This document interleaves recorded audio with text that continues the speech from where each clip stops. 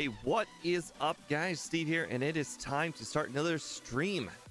Today, we have the potential of beating the final evolution of the Pokemon today. So, we tried really hard with Grimer to beat Muck. Unfortunately, it was unable to be done. The reason why I thought Grimer could possibly beat Muck was that it had access to a move called Minimize, and Minimize basically reads, your stats don't matter because nothing is ever going to hit you for the rest of the game.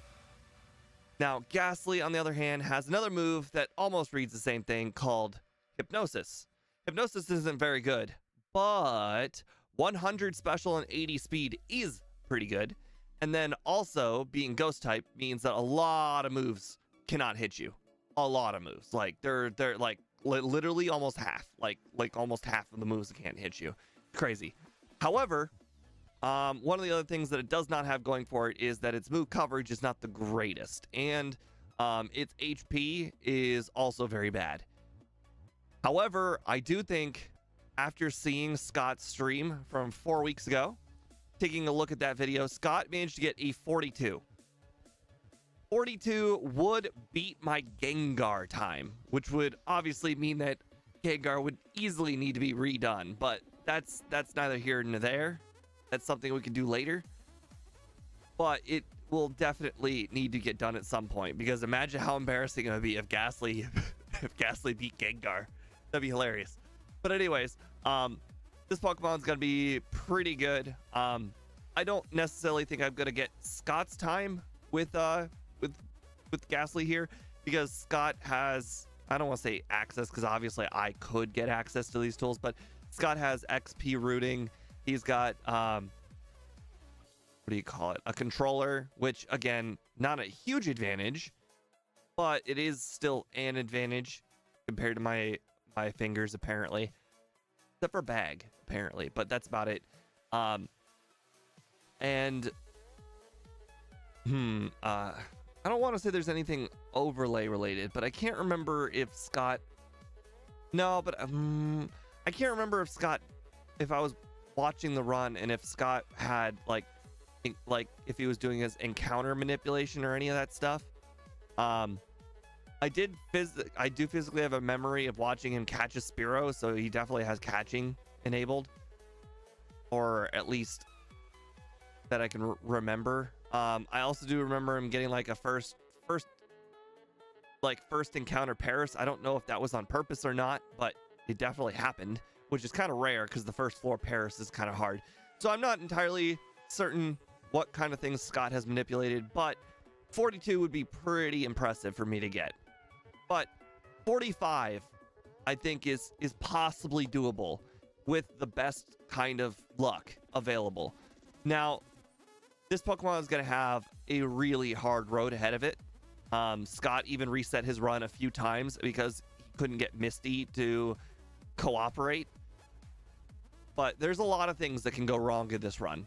First of all, you don't get Hypnosis till 27. So any problems before 27, you just have to manually handle. Second of all, there are plenty of opportunities for Pokemon to hurt you. Mainly the rival Misty, the other rival in Surge, I think, are the four that I can think of. Then there's also Brock if he does not use a first turn bide. If he uses a first turn bide, you are doomed. But there's definitely a lot going for Gastly here. But there's also a lot that can go wrong. I also played the Nuzlocke, Ghost Nuzlocke. I've completed the Ghost Nuzlocke, and I can tell you that playing the game with a Gastly and a Haunter for the vast majority of the run is really hard. Just getting 0 resets in the early game all the way up to Rival 3 is really hard. And the reason why it's really hard is because of all of the darn Zubats. I know, crazy. Zubat, normally not a hard Pokemon, but for apparently a Pokemon like Gastly here, hitting yourself with a physical move, aka hitting yourself in confusion, when you already have 30 HP and 30 defense is actually a legit death sentence. Like, I kid you not, you can't hit yourself 3 times. You hit yourself 3 times and you will die. Meanwhile, you get a Pokemon that has high defense and you get hit yourself 20 times. It doesn't really matter. This Gastly really hits itself hard. So yeah, their Zubats are very deadly in this run. And I know for a fact there's the Zubat at the end of Mount Moon that gave me problems. There's the Zubat, there's 2 Zubats on well, there was only one Zubat in particular that I can remember giving me a hard problem. It was the guy who gives you the Nugget on Nugget Bridge. But oh, and then there's obviously the Drowsy guy. That guy, he can hit you with first turn hypnosis, or even not hit you with first turn hypnosis and just destroy you with confusion.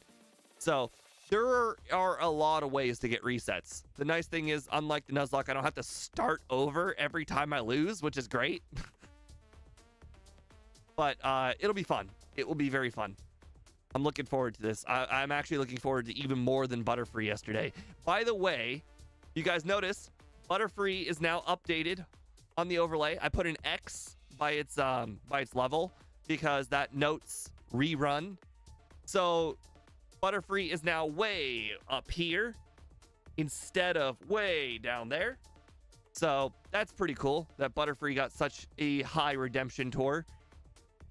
Wow, it is really high up there. I'm just really happy that I managed to beat all the first form starters. That's probably like if I have a fully evolved Pokemon, the first form starters is kind of the bar, which is kind of cool because that's the 1 hour mark is already a pretty good bar on its own. All right. Anyways, we should probably go ahead and get started. Annie already posted as the first comment of the run that we should name ourselves Gas Cannon. Make sure you guys start thinking of the name for run number 2. I know I didn't run a poll this week, mostly because I didn't think about the poll until like halfway through Sunday, and I didn't want to post a poll like most of the way through Sunday. All right. Anyways. Oh, another advantage that I have over Scott is my terrible rules where I don't start the run until after I've named my Pokemon. So that's already like 30, 45 seconds ish that I get for free. Hey, looks like everybody is here for today. That's pretty nice. Welcome, Dominic, Annie, Lost V. I think I saw... Oh, I see Axew. And I know I saw somebody else earlier. I think I saw Cole Daniels earlier.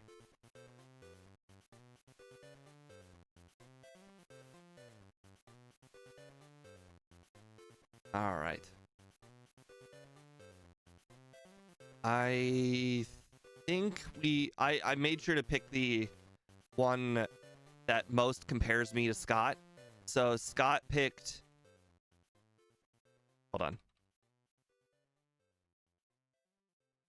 Since Scott played Red and Blue already with this, he picked Blastoise as the starter Pokemon.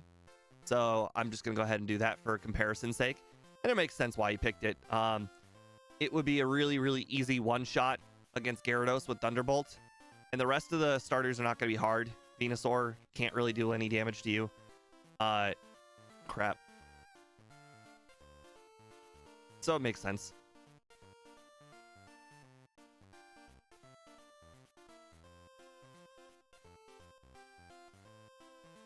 Oh, Area 91, sorry about that.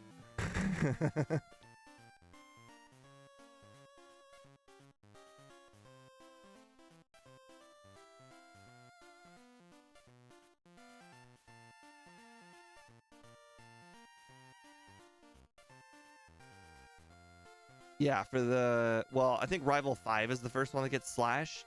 Other than that, he's basically got Ember for the whole game. And the Blastoise team only has... it doesn't get Hydro Pump until Rival 6 anyways, either. Dominic, I said you second, I think.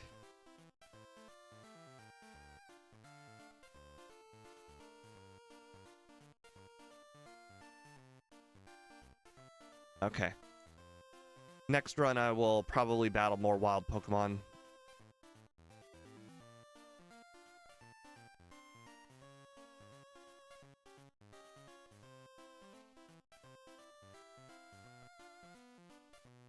I don't particularly remember watching the beginning of Scott's run. I was mostly paying attention for the Elite Four and Misty, because I remember those were kind of the hard battles of my run. So I don't remember exactly how the beginning of the run went for him. But I do have one thing, or one advantage over Scott that I remember about my Nuzlocks that Scott apparently did not do right. So one of the things that you can do for Nugget Bridge, Scott just spammed all of his Nightshades and then went back to heal, then spammed all of his Nightshades and went back to heal over and over again. And from my Nuzlocke, I can tell you that you have almost exactly enough PP to do Nugget Bridge if you decide to use Nightshade on all normal types and use Lick on all non-normal types.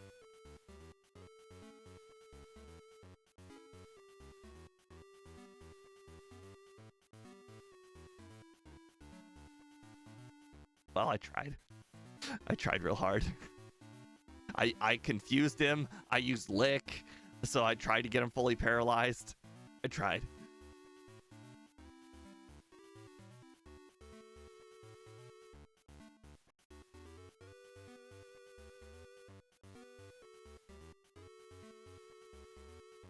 Dominic, I would not recommend doing that.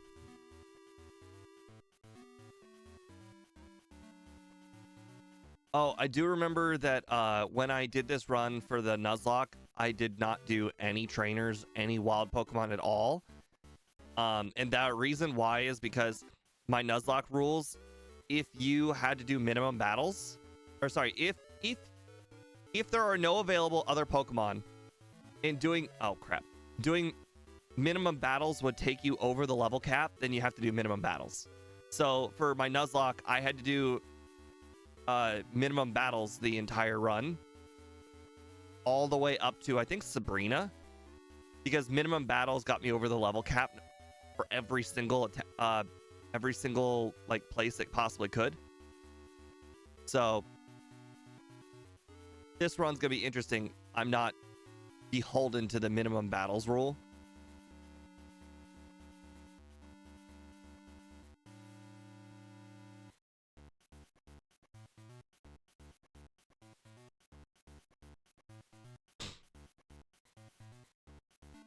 I also had a lot of this planned out when I did the Nuzlocke, so I don't exactly remember how every single battle was supposed to go. But I do remember that I was supposed to start with Lick on there, on that Metapod.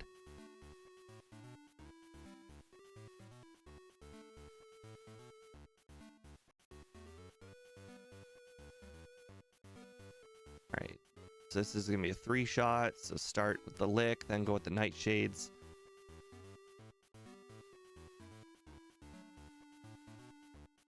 Alright, Pidgey cannot hit me. I don't know why I did that. I thought that was Nightshade. Apparently I didn't have any Nightshade. I didn't want to go back to my bag.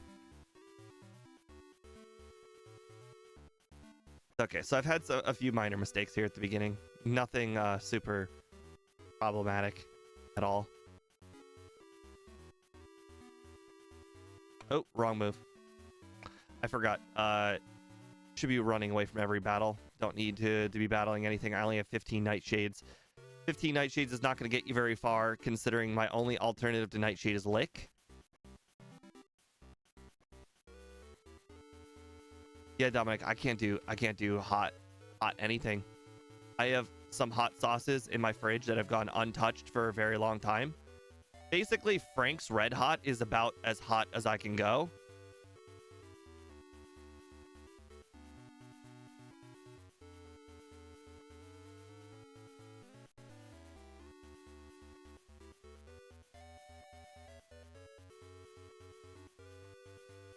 I feel like my encounter luck is not going great. I have encountered a lot of wild Pokemon and none of them were Paris.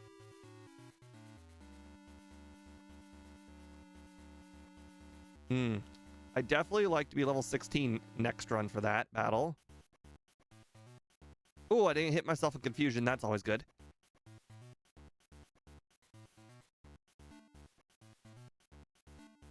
Nice. Catch rate did not go up very much, despite doing more than half to Paris.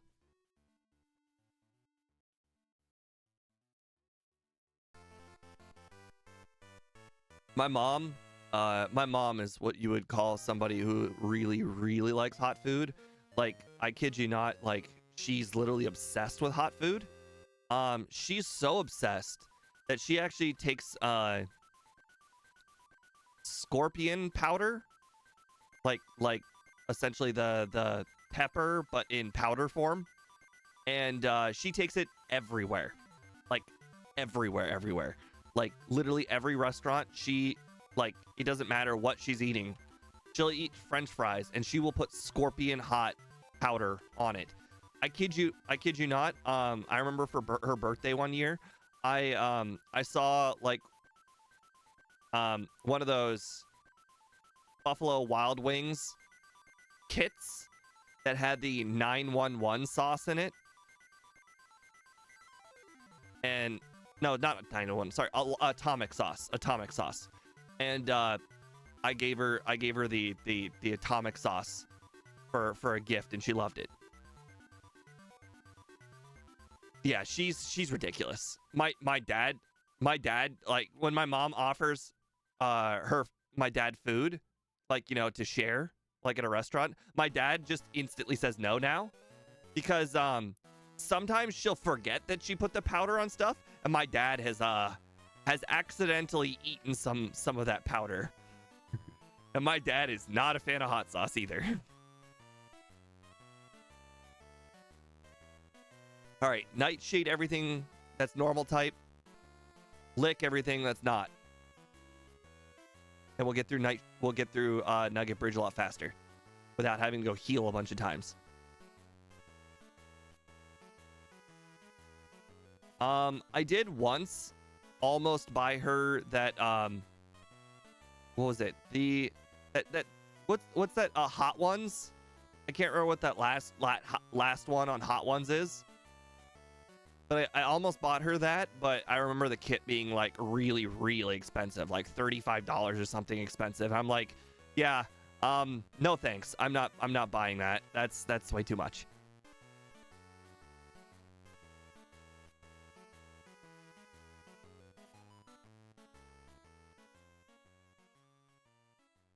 Crap. Yeah, I forgot my other rule. It's been so long since I did the Nuzlocke. Apparently, I forgot that on all the Pidgeys, I need to start out, the Pidgeys and Pidgeotos, I need to start out with a Confuse Ray, because if they hit themselves one time, then I will save myself a Nightshade.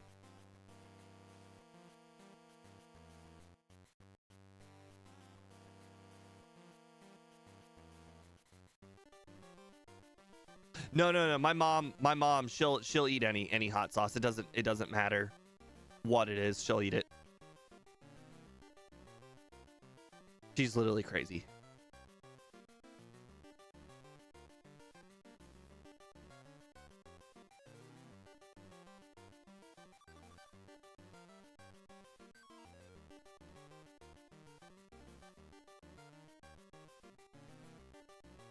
Don't, like, for those like new hot sauces, don't you have to get like them imported, so that would be like really, really expensive? Like, yeah, I shit you not, I'm fairly confident she's burned away whatever taste buds she has. So whatever hot sauce, like, if anything exists, I'm sure she could easily eat it, because she pretty much has no taste buds anymore. By the way, did you guys notice how we never once went to the Pokemon Center? I don't know how this compares to Scott's run, but by not going to the Pokemon Center, we just saved ourselves like 3 Pokemon Center visits that Scott had to do that we didn't.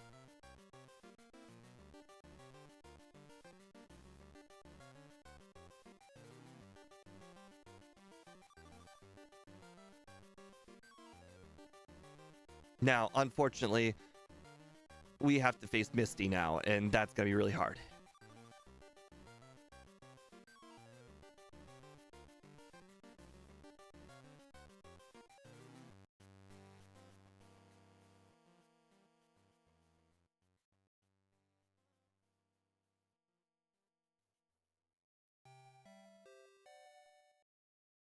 All right.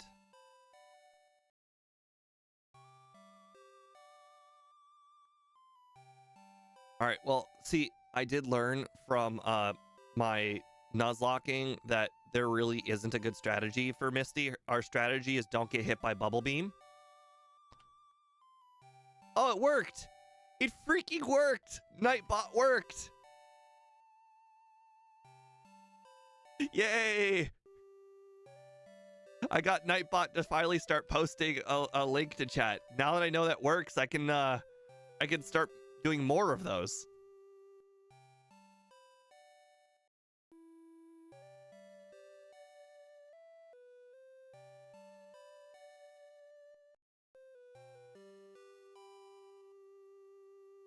I don't know. I've heard of them. I don't know what they look like. I have no idea who they are. All I know is they're famous for being trans or something like that. I don't know anything else about them. So it's not really an opinion to have for me.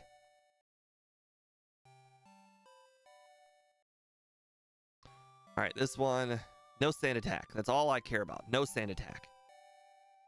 Even though the Gastlys can't hit me, I'm not worried about being hit. I'm worried about running out of nightshades. By the way, I just Gen 1 missed a nightshade. Did anyone notice that?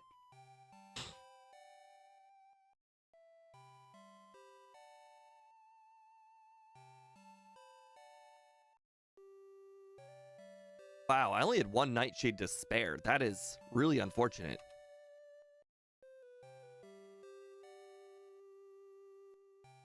All right, I need to go back to selling first. At some point, I stopped selling when I walked in here. I don't know when I started doing that, but the moment when I stopped selling, I started running into problems.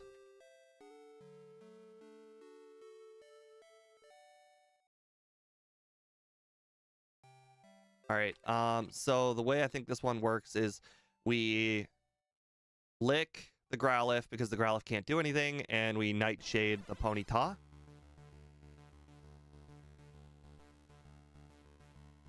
Oh, actually, it looks like I can two-shot the Ponyta, so I don't need the Confuse Ray.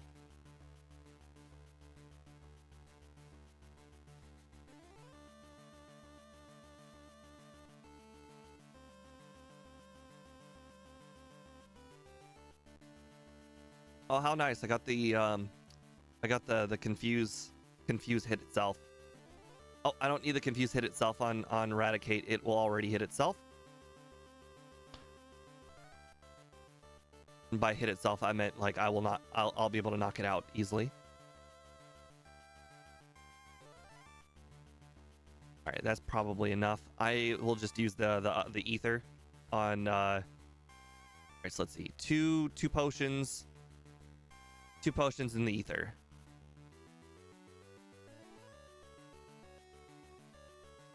Perfect. Now we're ready for Surge.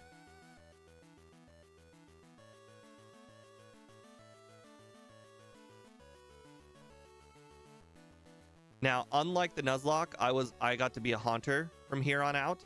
So everything from here on out is going to be a little bit more of a new experience. Previous experience will not help me.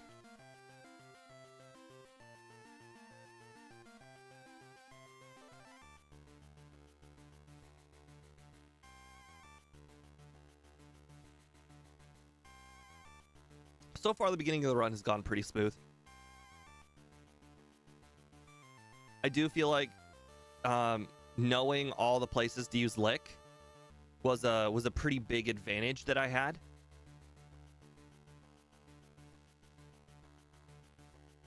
Okay, well, that sucks.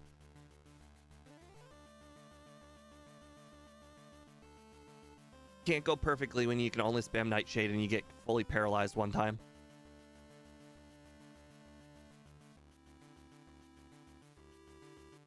Oh, come on. I got hit by Thundershock and paralyzed? That's just embarrassing. Oh, and then fully paralyzed? Oof. And then fully paralyzed again. Okay. That literally could not have gone worse. I guess I spoke too soon.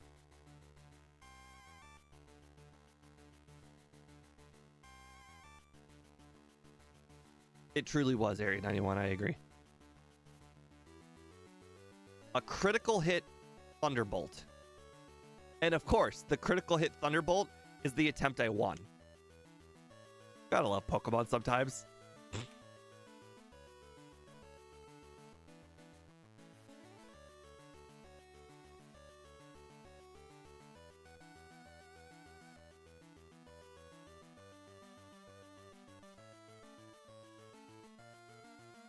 I would like my character to be near Moltres, as I've already mentioned. I would like somebody to accidentally run into my character, find out that they're harder than the champion, and then come back later when they are ready to win.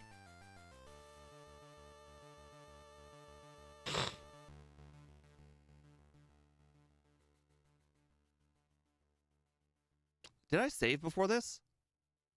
I hope I did. I mean, I guess I can't really be defeated.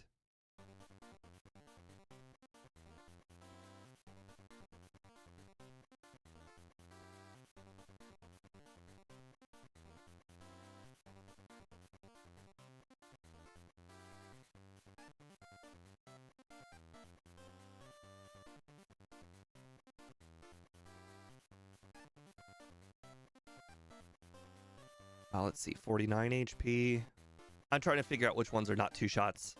Oh, this one's not a two shot. How about Thunderbolt? Can Thunderbolt? Aha! Okay, maybe I should be using Thunderbolt a little bit more often now.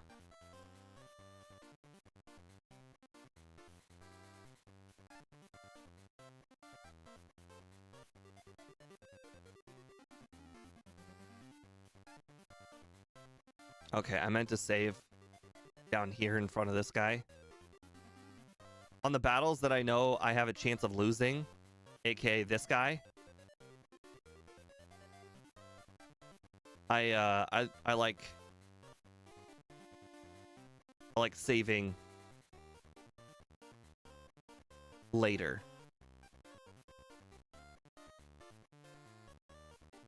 All right, I still have 2 potions.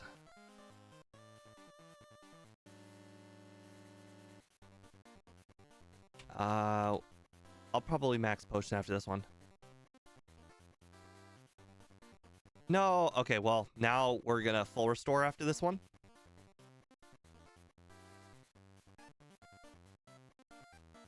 So be it.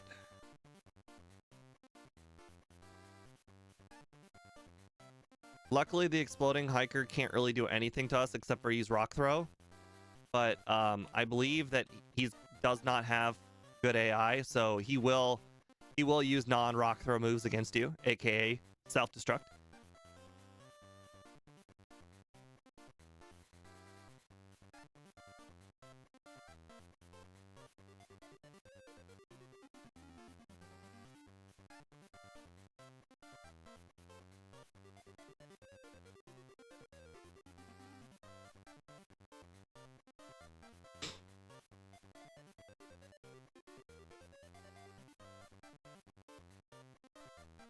How dare you stun spore me?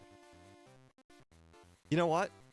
I don't care about your stun spore. I'm gonna head to Celadon wall paralyzed.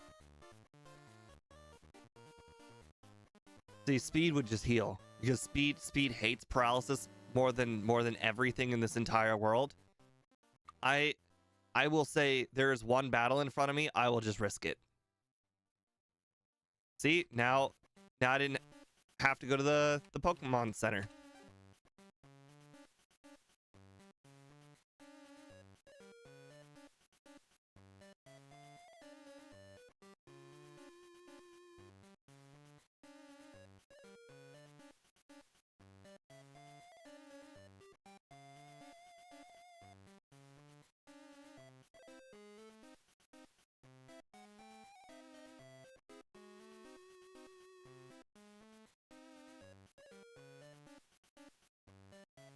All right, at this point, Thunderbolt should probably be my main move.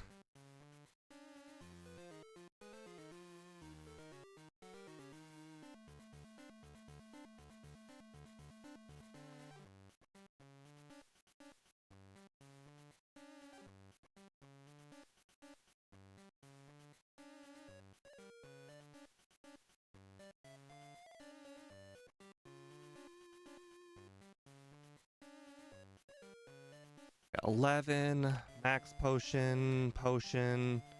Oh, nugget. 8 super repels.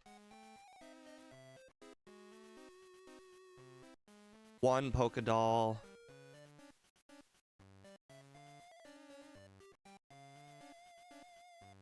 2 calciums. Nope, sorry, 3 calciums. I didn't think I could afford it, but apparently I can just afford it.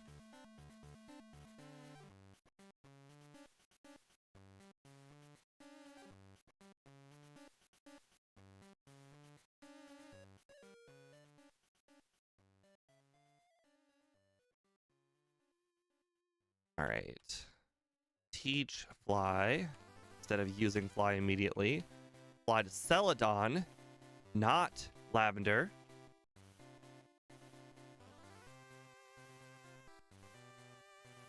So one of the things that Scott doesn't do is use the bike for even small amounts of areas. I've kind of determined that like 9 steps, or not 9 steps, like 19-ish steps.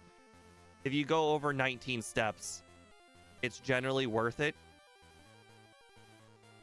to use the bike. So sometimes using the bike seems like a weird decision, but I think it's still the right decision in a lot of cases.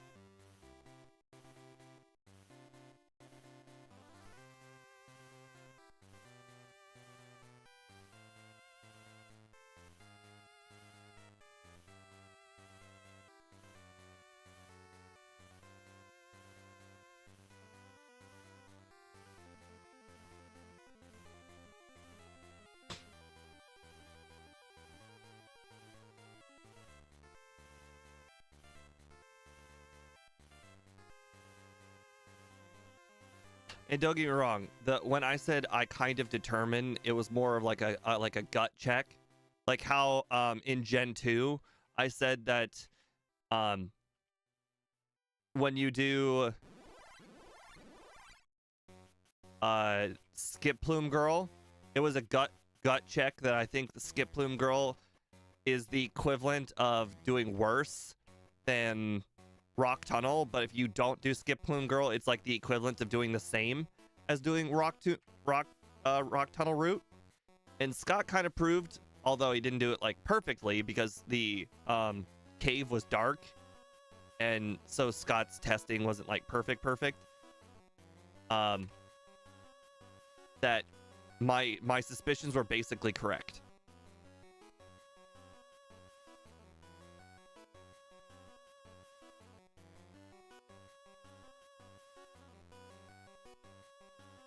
So it's just kind of a gut check that I think if you go approximately 20 steps, it's definitely worth it to use the bike.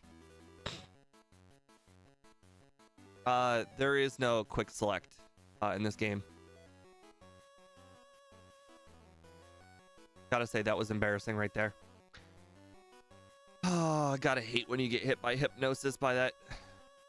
I need to save in front of that guy.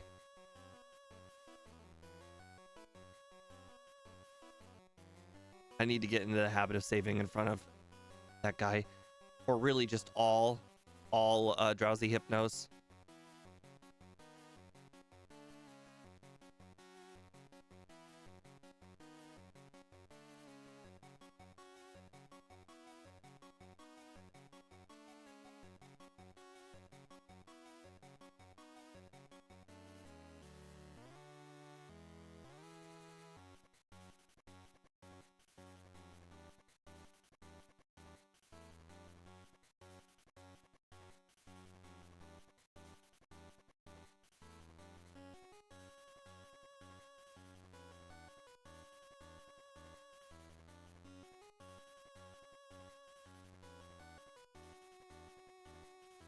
Unfortunately, coming up, we're gonna have to do Koga's gym.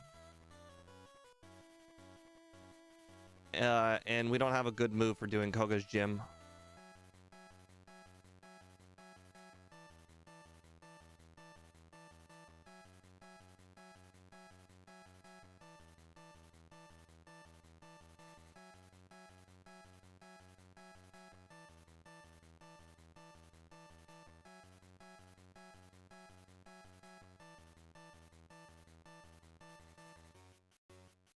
No need for protein. I don't think we use a single physical move this whole run. Fun fact. Gengar can learn strength. Gastly cannot.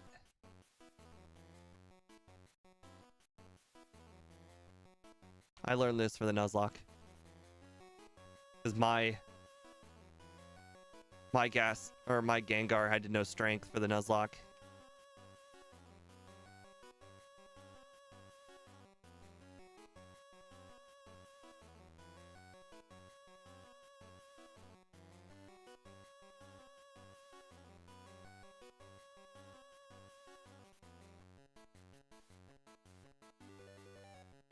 Boy, there really isn't a good move at all for this guy.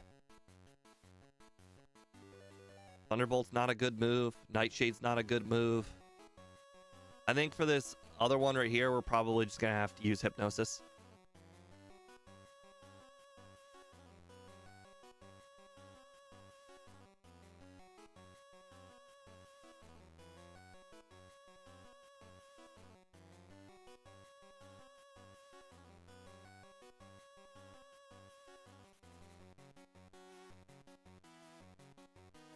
On the bright side, Koga is going to be so free that I'm not even going to save.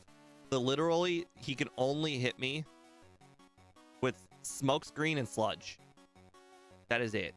And we double resist Sludge. So basically, the worst case scenario would be Smokescreen to the point. Okay, yep.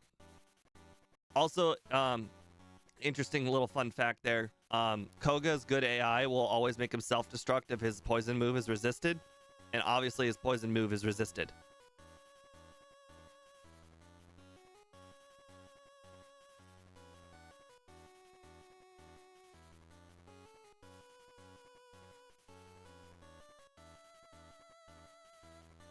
What do you want to say when the trainer battles you?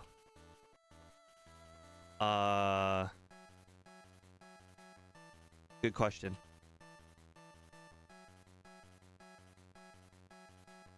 I think I want it to say on one screen, I wanted to say, so you want to be the very best like no one ever was? And then on the next line, it will say, well, you have to get through me first.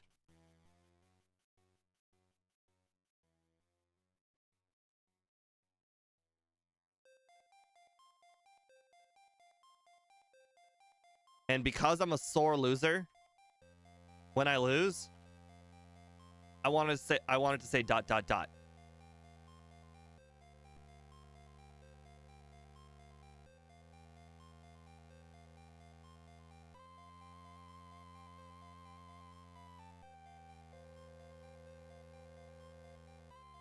Stop waking up.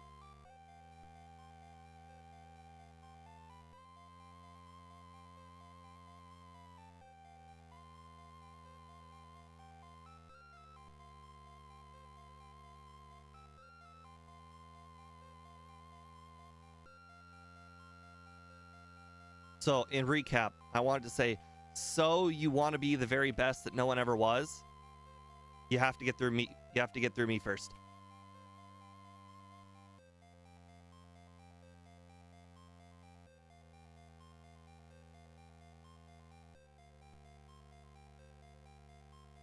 Oh, that bone club hurt. I just got another Gen 1 Miss Nightshade, if anyone saw that.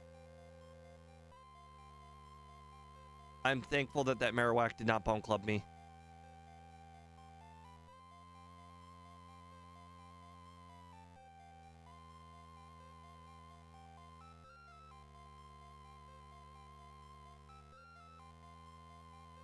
If that's too many characters, then we can discuss after the stream what I'll shorten it down to.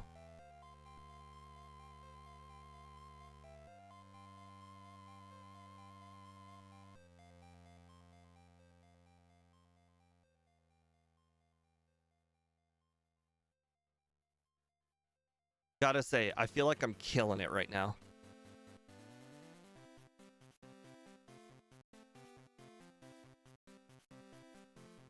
Ever since we got past Surge, it has been like smooth sailing. Until I did that. Until I realized that I have not defeated Erica.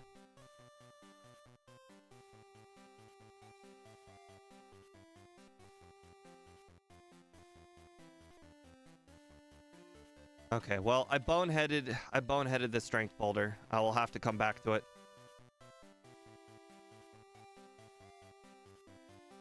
So I learned from the last run, the Butterfree run, if you can't defeat the Execute quickly, you might as well defeat this trainer because it's more XP. It's the same amount of turns.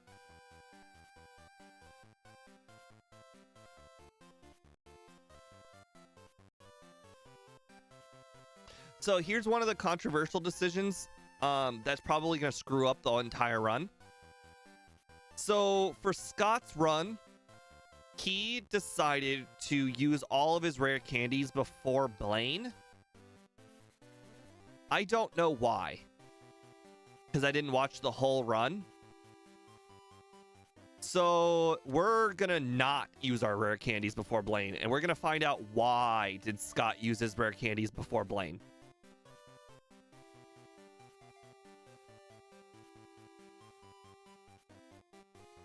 Why did Scott think Blaine was hard? This is the decision. I need to know why.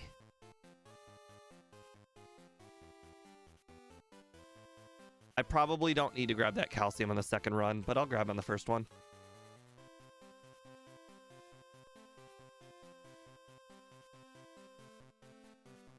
Or that Carbos. I probably do not need that Carbos.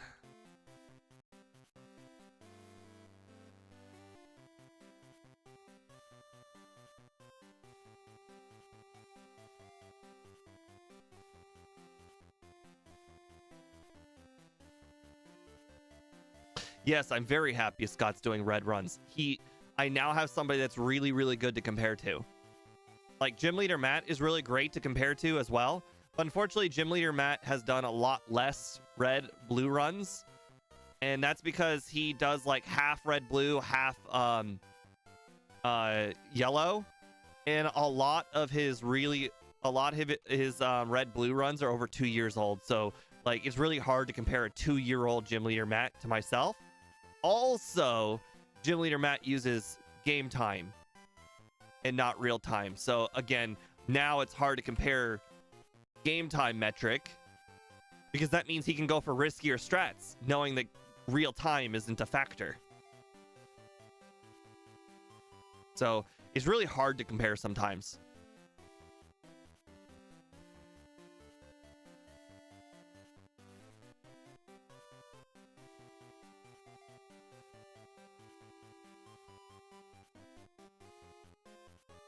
Okay, I see why Scott used his rare candies, but I think the difference is I'm just gonna use hypnosis. How's my day been? You really like watching my channel? Thank you. No, Team Movie Life. I've been at this for a while now. This is almost my 3rd year. Yesterday, I literally just replayed Butterfree for the first time in 3 years. Butterfree was my 2nd ever solo run, and I got 147. Yesterday, I redid Butterfree, and I got a 57. 147 to 57. So, there has been a lot of improvement over the years.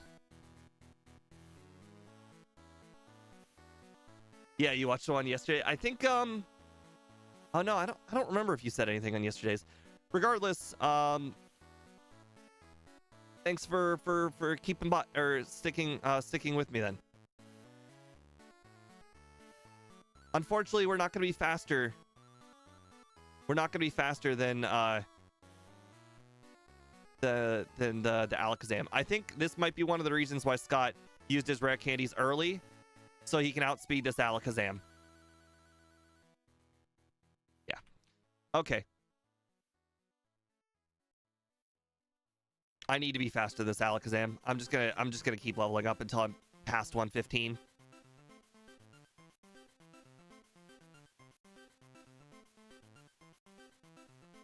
I have to be faster than this Alakazam. Putting it to sleep is my only form of victory. So now I see why Scott. One of the reasons I imagine is because Blaine is kind of hard. He's not like super duper hard, but he's kind of hard. And clearly I need to be faster than this Alakazam. I just got a special drop. That's really unfortunate. Apparently I can't hit a Hypnosis to save my life. This is really unfortunate. I feel like everything was going so smooth until just now.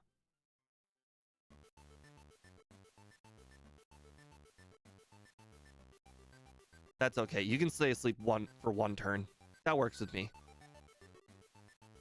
I just got 10% confused and hit myself twice in a row. And then just missed every single Hypnosis. This is really unfortunate. Yep. You live by the Hypnosis, you die by the Hypnosis. Oh my god, I can't hit a Hypnosis.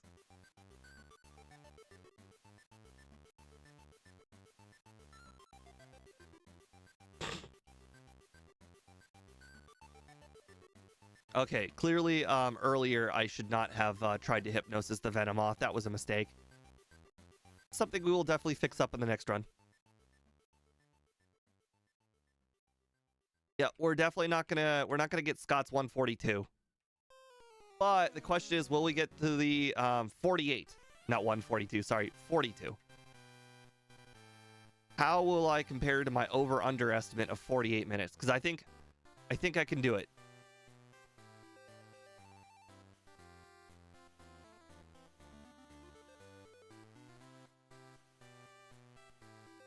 If not the first run, then definitely the second run.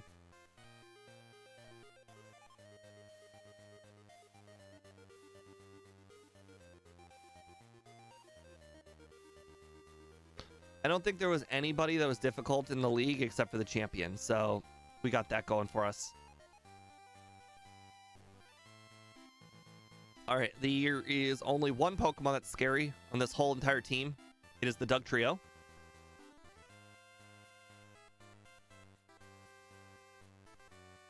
And that is why. Good thing I saved, though. Man, imagine how far back I would have been if I didn't save.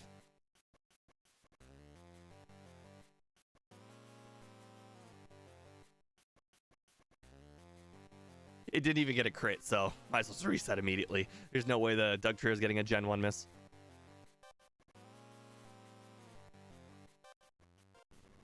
Isn't it kind of funny to be in a situation where you can watch your demise?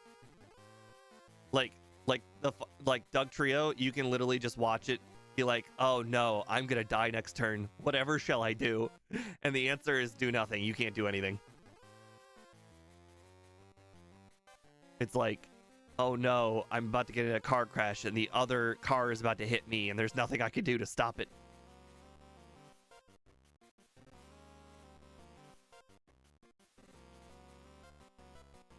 All right, it would not shock me if I need to use some candies for Rival 6 as well. But again, we'll find out. I like to use the first run for a lot of testing. So far, I'm in agreement with Scott's decision to use candies at Blaine.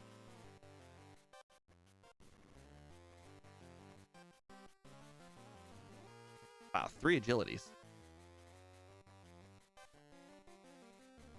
Okay, well, that was on me.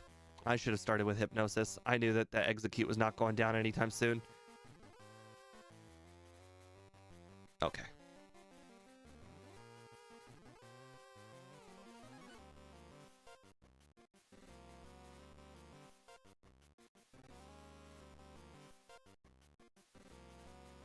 Okay.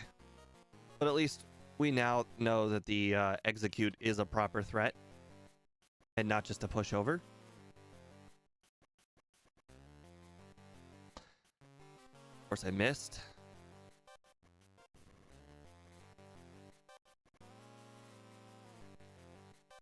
Okay, so that Alakazam is also faster than me. So again, I am on team. Let's actually use our rare candies. A critical hit. Critical hit. Okay. Okay. That's fine. I understand. I'm pretty sure we would have survived a normal Hydro Pump. Critical Hydro Pump, not so much.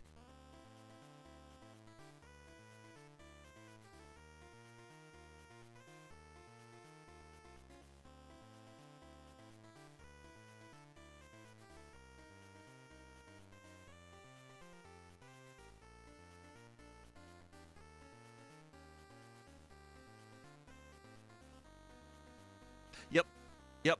Due to how much damage that regular Hydro Pump just did to us, we would have survived a normal Hydro Pump.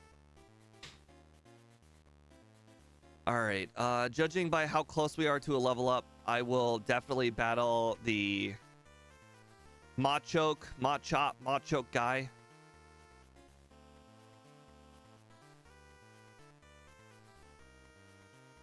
Unfortunately, we are not going to be beating Gengar's time here in the first run.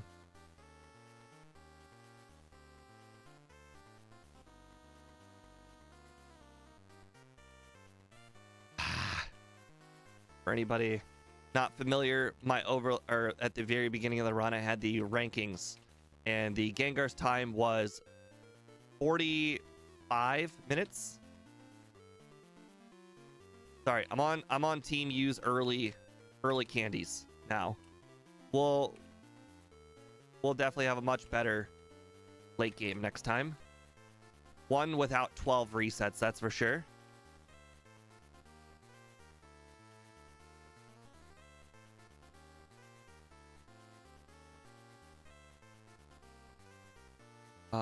Can you say happy birthday to my 5-year-old son, Ryan? Happy birthday to you. Happy birthday to you. Happy birthday, dear Ryan. Happy birthday to you. Is that good enough?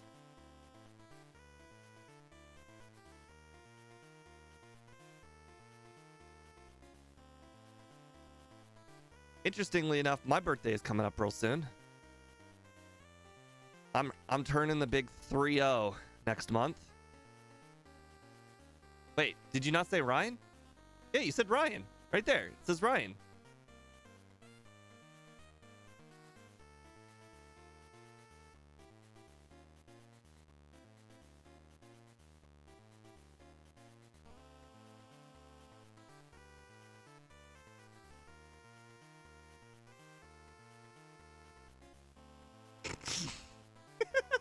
You're good. You're good. That is definitely a weird way to troll, but okay. I respect it. It's just believable enough to get somebody to do something.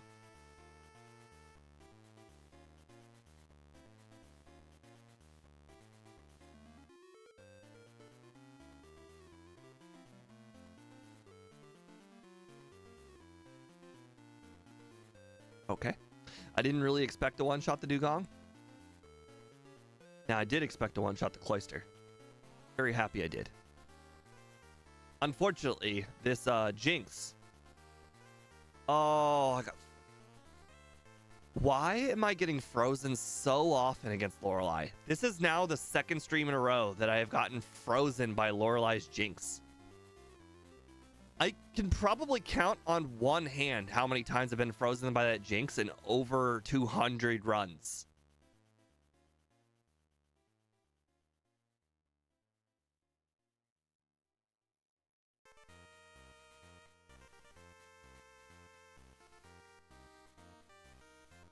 All right, I don't believe anything on Bruno's entire team except for Rock Throw can hit me.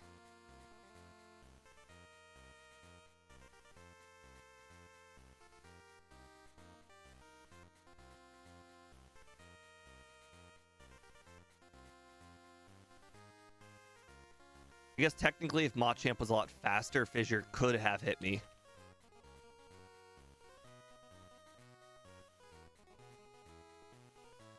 Unfortunately, it does not appear that we are going to be getting the under 48.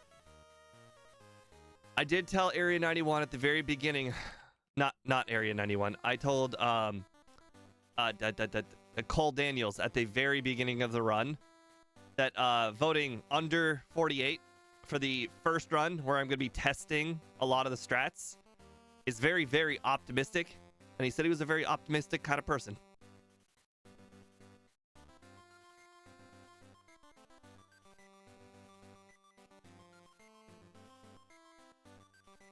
Now, Lance is a complete and utter freebie.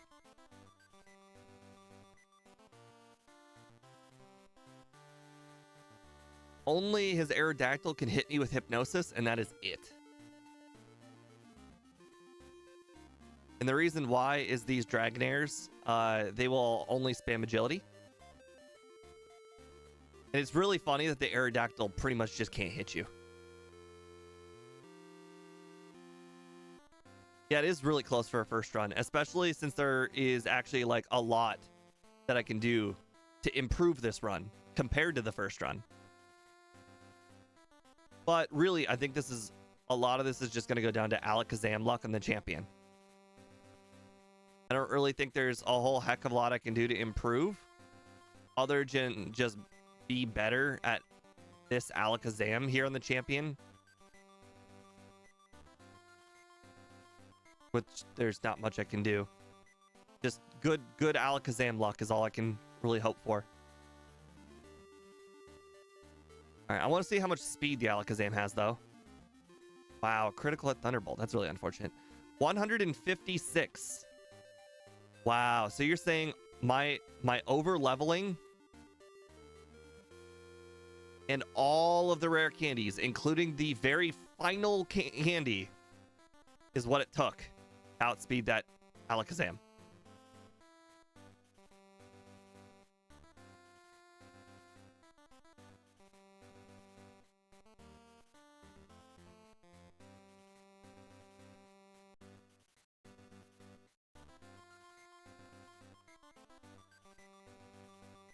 I think do I have 80? Was it not? I thought it was 70. It could have been 80. Oh, wow. Is that Arcanine really a 3-shot? I did not expect that. Oh, wrong Pokemon. No. Dang it. The worst part is this Executor really can't hit me. Oh, I woke up.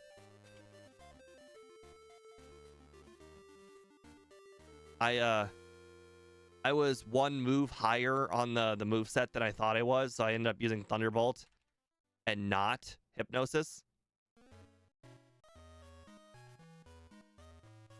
All right, 50, 10.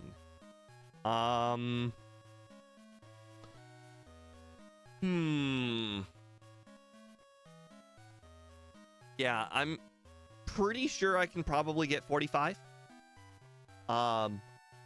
44 if I'm really, really lucky.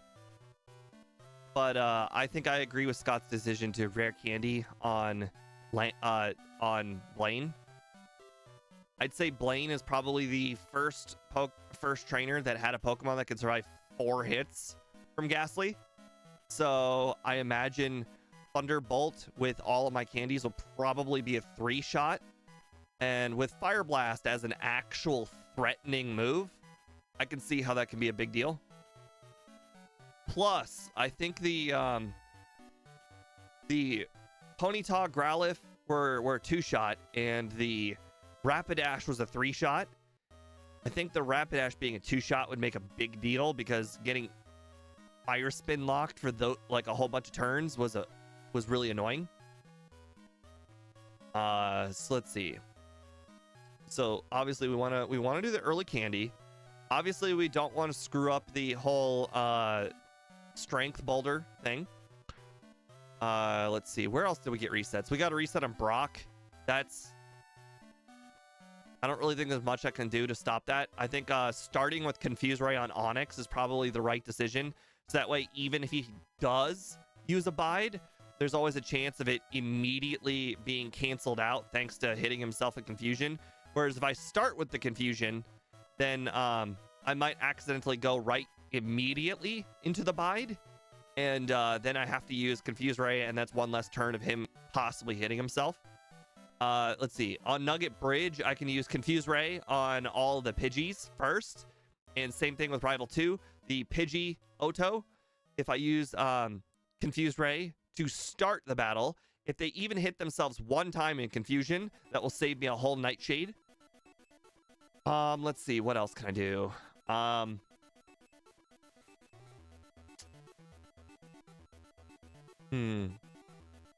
don't really think there's nothing I can really do to improve the move set.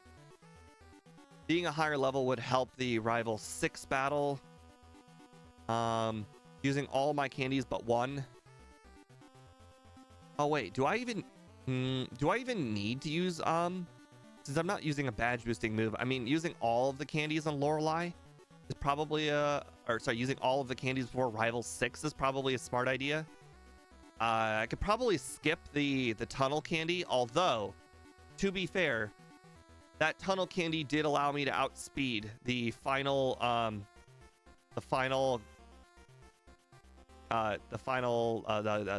Alakazam. Although I do think that skipping that one Carbos and buying Calcium was probably the wrong decision. In order to outspeed that Alakazam, I think what we're gonna do now is in Celadon we're gonna buy the Carbos. We're gonna buy 3 Carbos, and every single Carbos in the game will pick up, and that will allow us to outspeed that final Alakazam. Outside of that, I think that's pretty much it. I think just having less than 14 resets will all automatically save us a bunch of time, so that's also gonna be pretty good. Let me go ahead and end the poll, start another poll, and I am actually gonna lower the poll time. I think I do think that 48 is actually too high. I think the goal now is 46.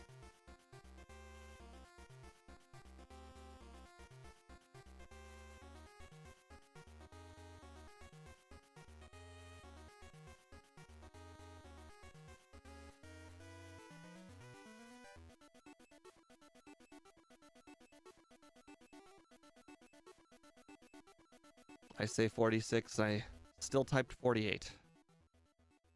Right, oh, darn it, I did it again. I forgot to click live on the vertical stream. So no wonder that one didn't have any votes. Okay, well, before we start the vertical, or before we start the second run, I'll make sure to start the run on the vertical stream.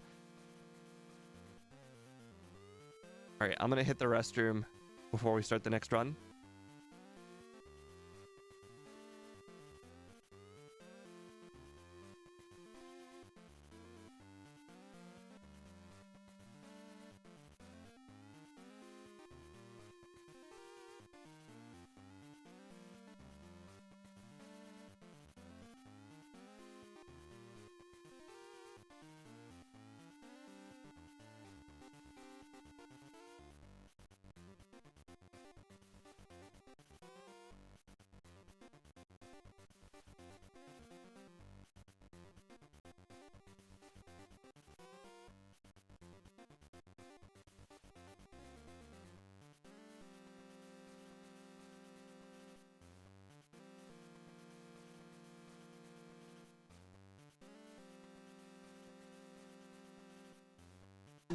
All right.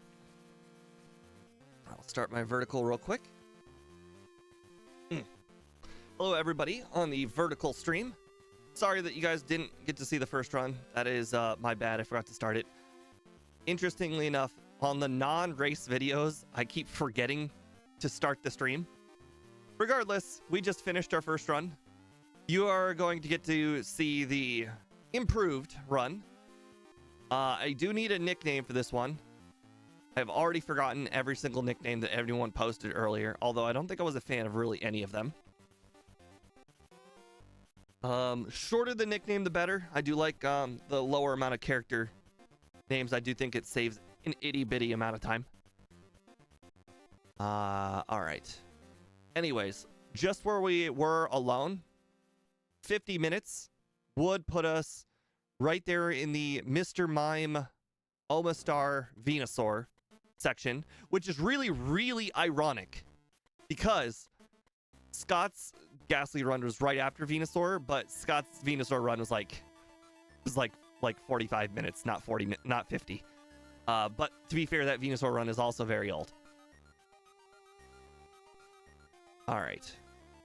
Sure, I like Wisp. It's nice, short, to the point, makes sense.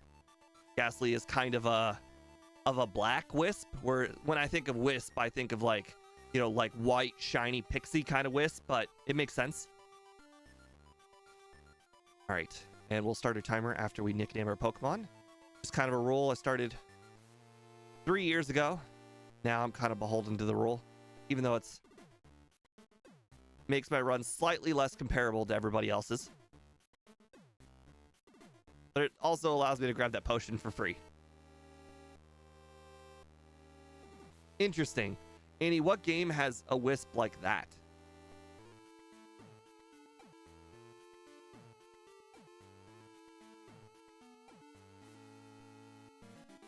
Obviously, I would imagine when you think Wisp, you think video game. All right, starter timer. All right, let's be locked in on this run. All right, unlike last run, we did not fight really any wild Pokemon. I think this run, we're going to fight even less wild Pokemon. The reason why is it takes 3 attacks to knock out all of these Pokemon.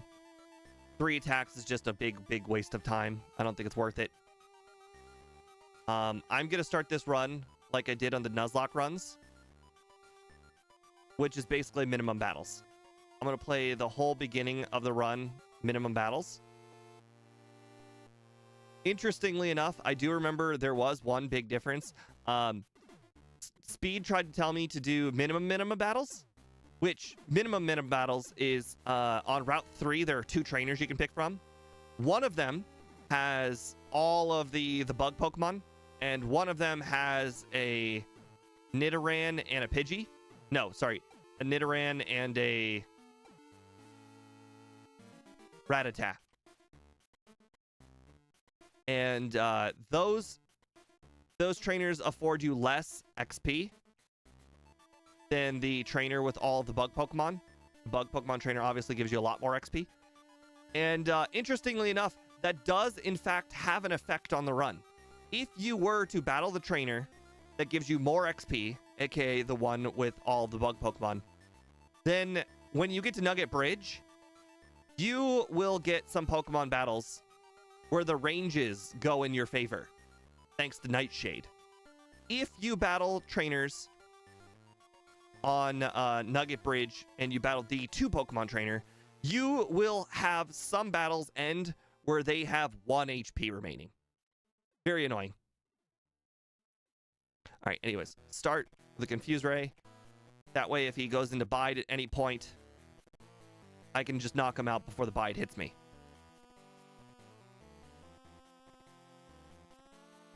All right, now we have 1 Nightshade.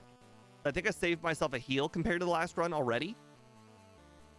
Also, I do remember from the Nuzlocke that I can actually buy like 3 Pokeballs here.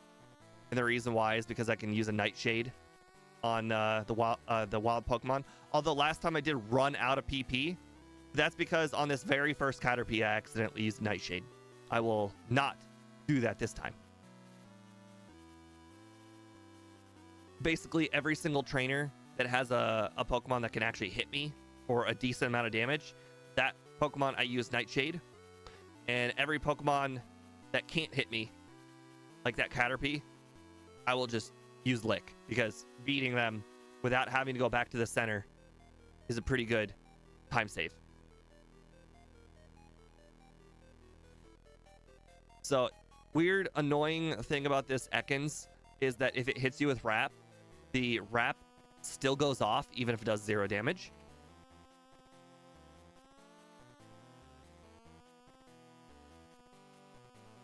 Oh, right. All right. I don't have 28. I'm not level 28, so or not level 14, so I can't 2-shot all of these.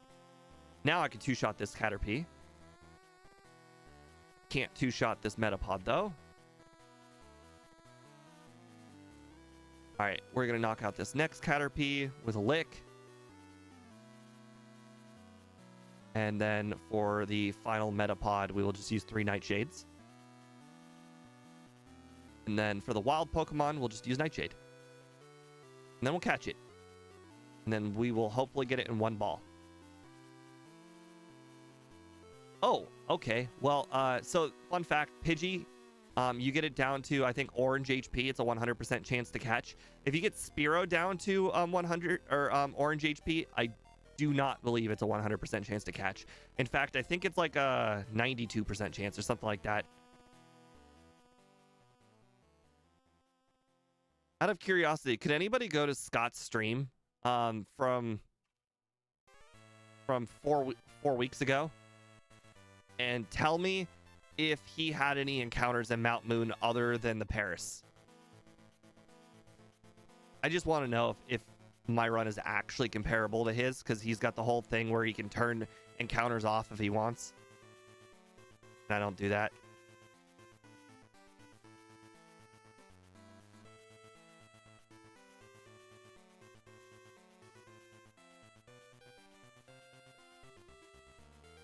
Okay, these Zubats are really starting to annoy me. Because I've pretty much lost a whole minute in just running away from wild encounters right now.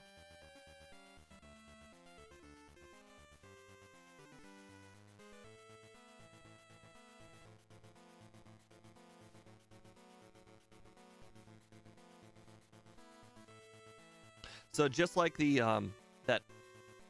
Zubat uses on me, it's actually beneficial to not use Confuse Ray on that Zubat, because if it hits itself even 1 time, then that means I can defeat it with 2 Nightshades. And since Zubat's already a 3-shot with Nightshade, it really is no downside, and it makes the chance of defeating Zubat a lot higher. Plus, as you can see, I finished with 1 Nightshade to spare, and that was battling no wild encounters. Unfortunately, no Paris. So now we have to get Sandshrew, which is, in fact, a big waste of time.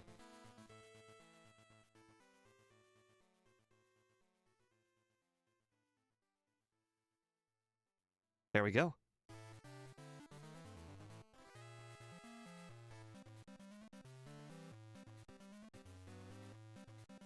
All right. I do remember to Confuse Ray the Pidgeotto. Since, for the exact same reason I just mentioned with that Zubat, it takes 1 more Nightshade to knock out the Pidgeotto, but if it hits itself, it takes 1 less Nightshade. Plus, it's one extra turn of possibly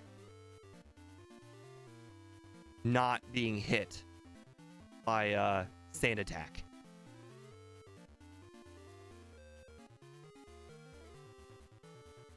All right, I'm gonna purposely knock this out with Lick, so that way I can defeat 2 trainers over here. If I defeat the first 2 trainers, then I will have less risk for the entirety of Nugget Bridge of running out of Nightshades. In fact, I might be able to beat 3 trainers. All right, no sand. Oh, there we go. We got a Sand Attack miss. That was great.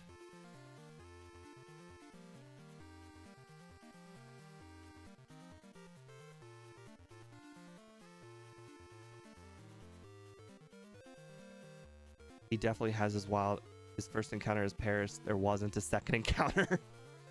Okay. Well, that's good to know. Thank you, Annie. So that means my run will never be comparable to Scott's, because he's got no Mount Moon encounters. So it's very... Oh, actually, you know what? If he has no wild encounters, then I think technically, I think my Butterfree run beat his. Oh, no. There's the whole naming thing. Never mind. The whole, me waiting to start my timer until after I name my Pokemon, that's probably almost equivalent. Then again, it is 9 seconds per wild encounter, and I think, as Boss KO kind of pointed out, you have approximately 10 to 13 encounters usually when you leave Nugget Bridge. So 10 to, let's just round up to 10 seconds. That would mean is about 2 minutes, a little bit under 2 minutes in just wild encounters. So I would definitely say that the manipulating encounters saves a lot more time than my whole naming them after I receive my Pokemon. So anyways, I think our Butterfree runs are basically equivalent then.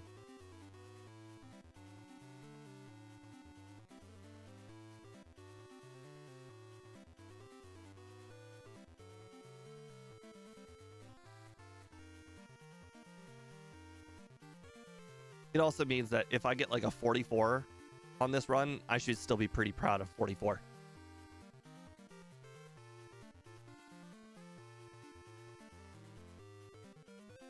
I'm just happy he's playing the right game.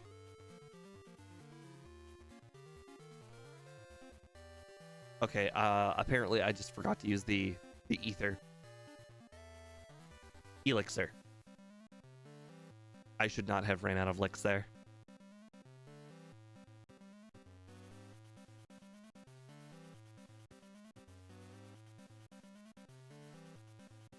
Oh, hey, Brandon on the vertical stream. Welcome.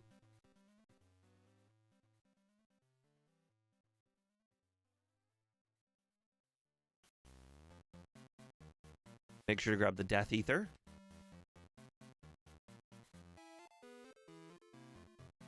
I had to flex on Bill here. Bill is apparently a very persistent guy.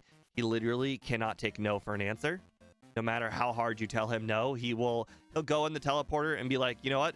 My life is now in your hands. If you don't let me out, then I'm doomed. I'm doomed. And you know what? I let him out.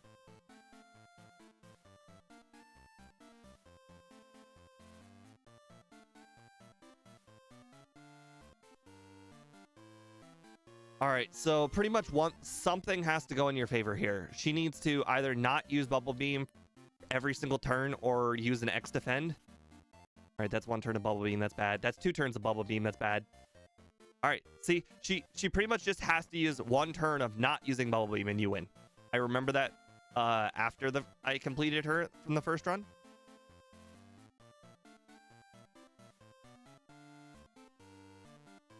Well, I mean, doesn't Nidorino have like itty bitty arms?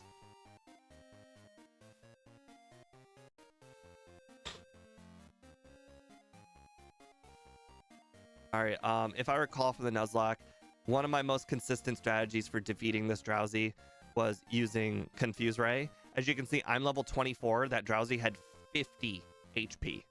50.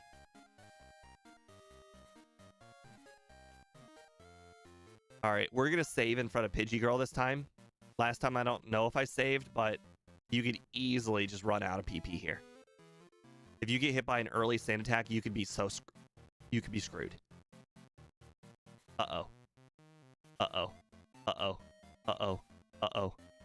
We have 5, 4. Well, that's our first reset. On Pidgey Girl.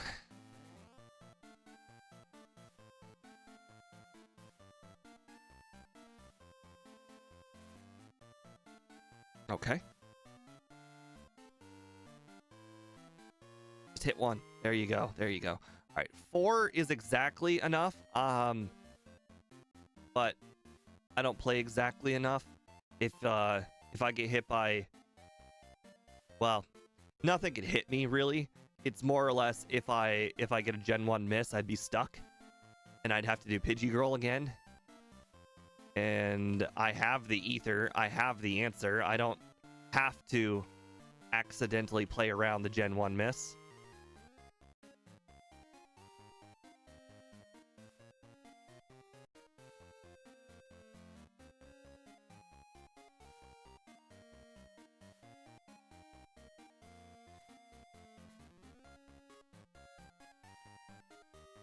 All right. Now that I know Nightbot actually works, I will definitely be using it more. For more than just that one message that you're seeing right now.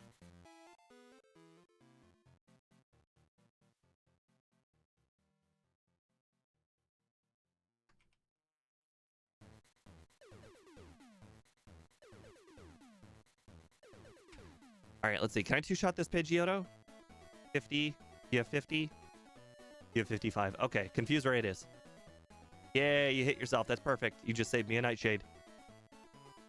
All right, Raticate, I can two-shot. Kadabra here, I can two-shot.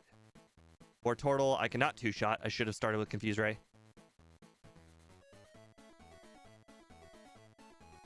All right, it hit itself. That's great. All right, I got one potion, so I'm about to go into Surge not full HP. That's really unfortunate, especially considering how much trouble I had with Surge last time. I think I'm just going to use the max potion.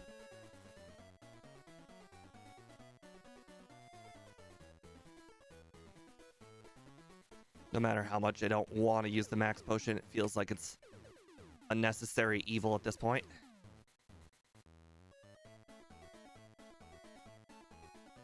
Make sure to test on Sandshrew to make sure it's working.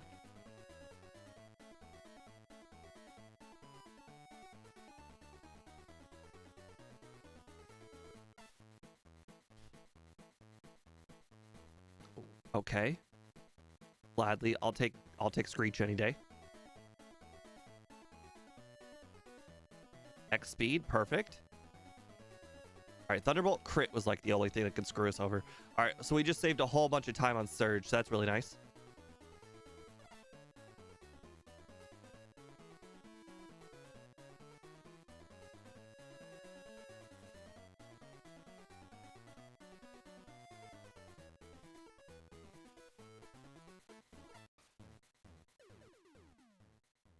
Almost forgot.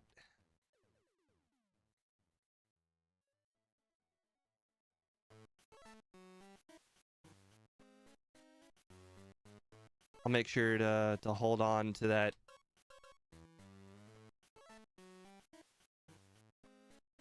Full restore.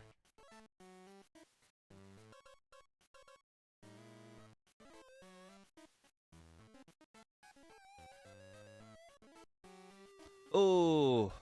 Ah, no, not Stun Spore. If I were Speed right now, I'd like try and heal that paralysis like with the best of my ability, but because I'm not Speed, I will go into the next trainer already paralyzed. Because this is just what I do. I take the risk. And then I just heal at the next Pokemon Center. Because there's only this one guy right here that stands in between me and that Pokemon Center.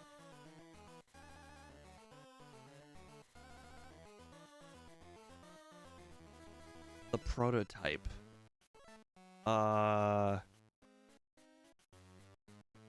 If I were to guess, I would say you're Dominic.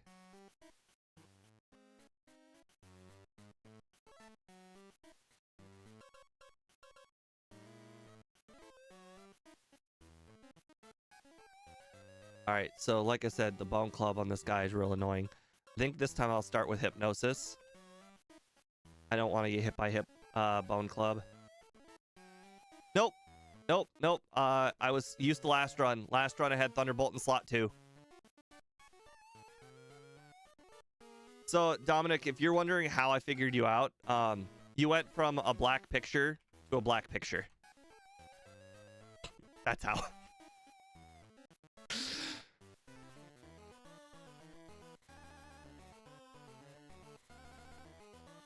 Alright, we're just gonna Nightshade here. If we get paralyzed or poisoned, so be it. Or apparently sleep. Oh, cool. We get to keep her full restore. Means we'll have slightly more money this run going into Celadon.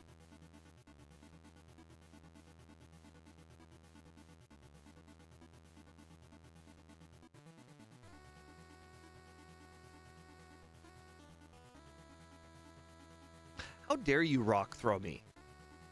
Do you not know who I am? How dare you not use self-destruct? I feel like on Scott, that guy used self-destruct.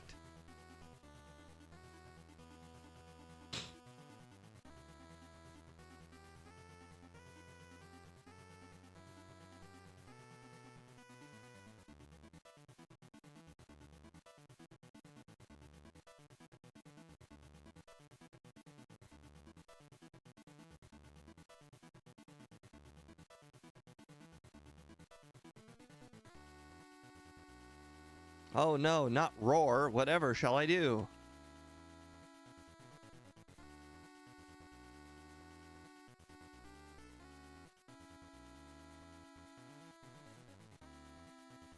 All right, so this time we're not going to be getting calcium. We're going to be getting carbos. And the reason why is obviously those alakazams later on in the run.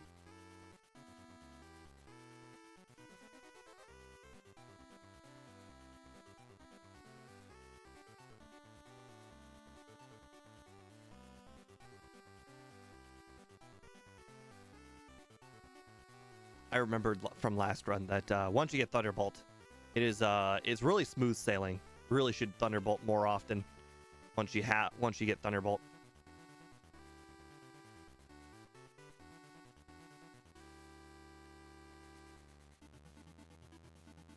All right. I'm pretty sure I can afford 3. All right, 11. Full restore, nugget, potion. All right, 8. Yep, I can afford 3.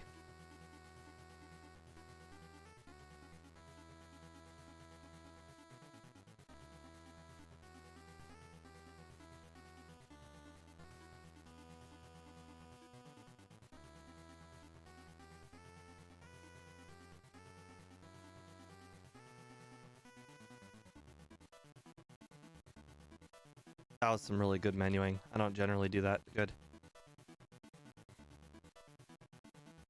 And then I immediately follow it up with some bad menuing.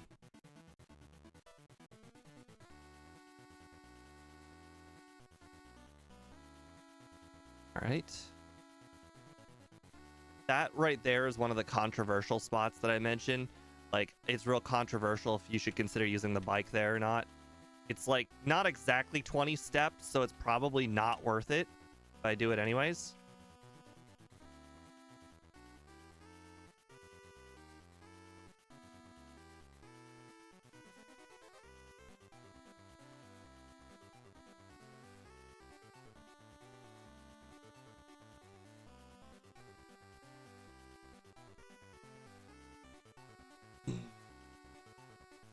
Psychic, move that there. All right, I got my move set the way I want it.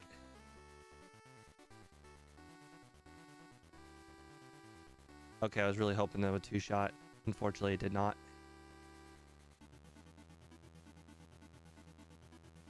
Oh my god, I got 10% confused. I really could have lost that. Holy crap. Erica before Koga? You know what? That's actually a pretty good idea, Annie. Because that means if I defeat Erica before Koga, then I could possibly level up. Oh my god, I got a Gen 1 miss. I could level up enough, just a little bit, where I might be able to 2-shot the Drowsy with Thunderbolt. And if I could 2-shot the Drowsy with Thunderbolt, that's going to make the juggler a little bit easier.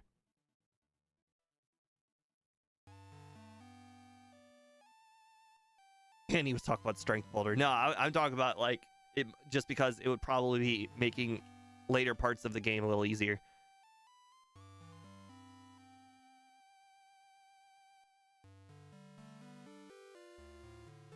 All right, this time I'll save in front of Drowsy Guy.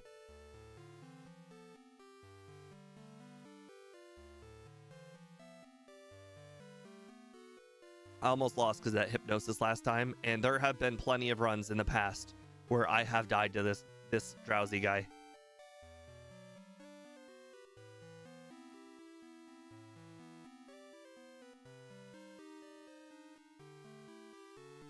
Of course, he used disable the moment I wasted all that time saving.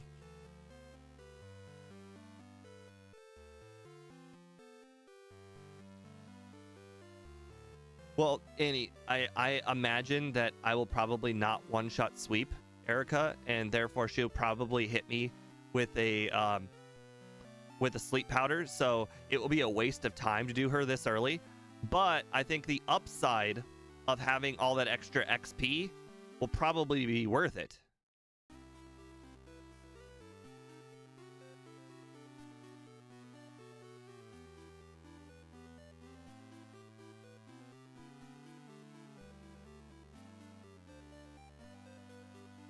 I might not even one-shot all of the Pokemon on this trainer's team either.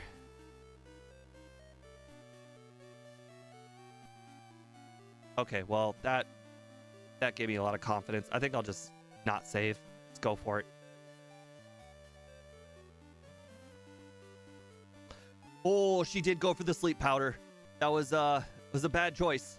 Got lucky.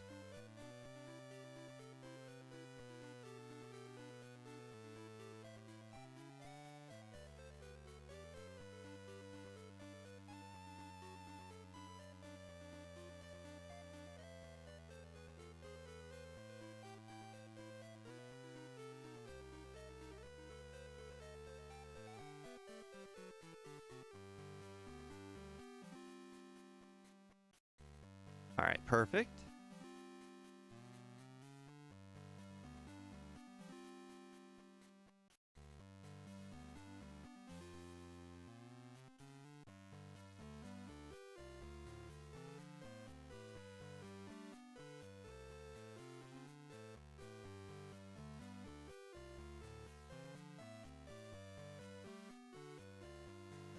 Okay.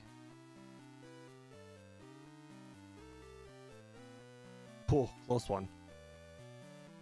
I don't know why I've been walking in that building lately. That used to not be a problem.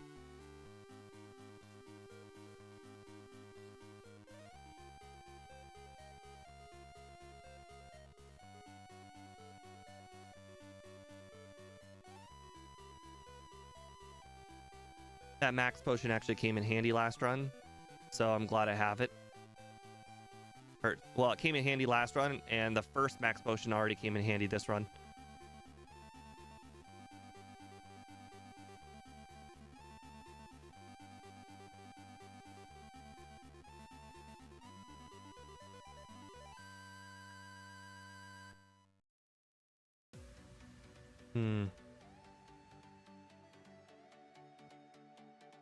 This is probably still going to be hard, though. I think the reason why it's going to be hard is I also don't have the 3 extra calciums that I had last run. Ooh, nice crit. Oh, it is a 2-shot. Oh, it is not a 2-shot. Wow. It looked like a 2-shot, though. Ow.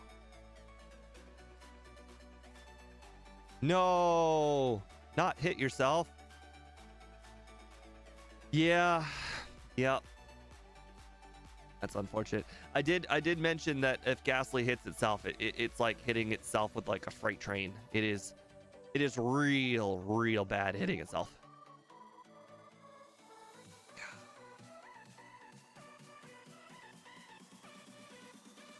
I'm gonna die on this last drowsy, am I?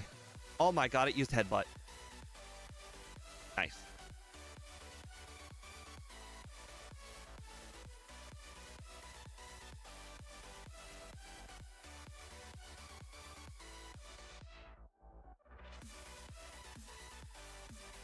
I'm thinking that what I should have done last run.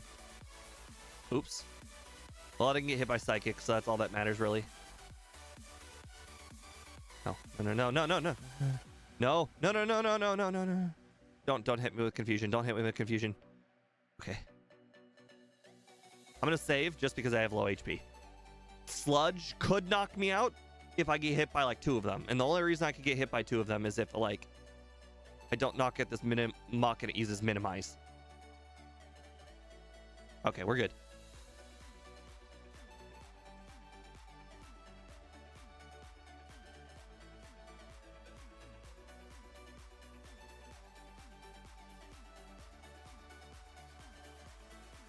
I mean, we only have 2 resets, so we're currently doing pretty good.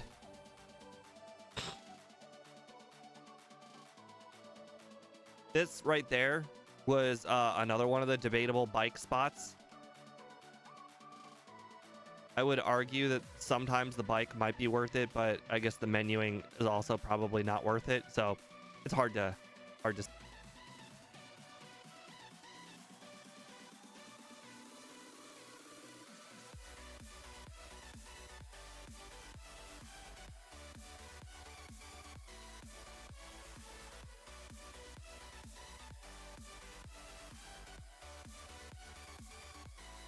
All right. Now the question is, how will Rival 5 go? Because I don't think Rival 5 was hard last time. I actually think the Cubone trainer after Rival 5 was harder than Rival 5. But I might have just actually hit all my hypnosises, and that's probably why I would think that.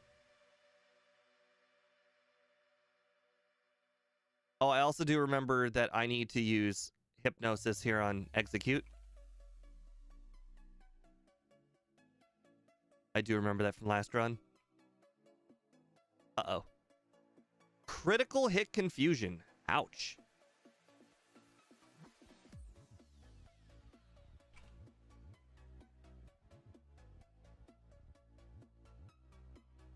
Pidgeot hit me. That's funny. Interesting. The rival's 2 for 2 on hitting me.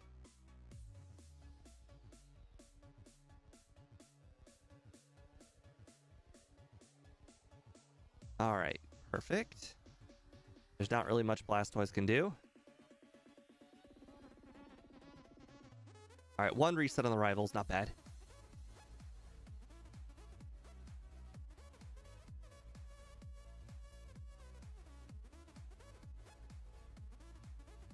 All right. You guys saw how much Bone Club did.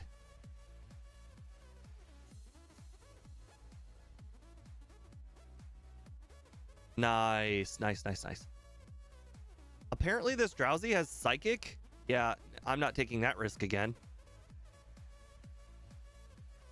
All right, this Marowak does not have Bone Meringue, so I'm not scared of losing, but I was technically scared of getting hit for massive damage.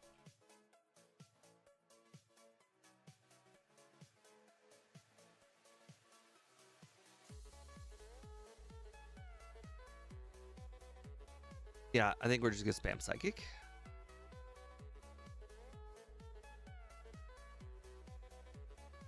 I think it said Bone Club. If it was Bone Meringue, then I definitely took a risk there that I probably shouldn't have.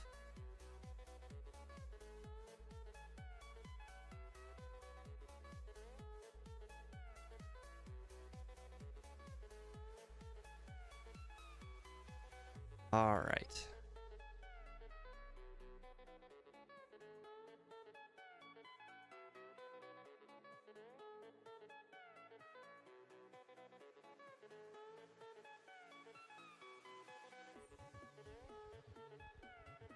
So far, so good.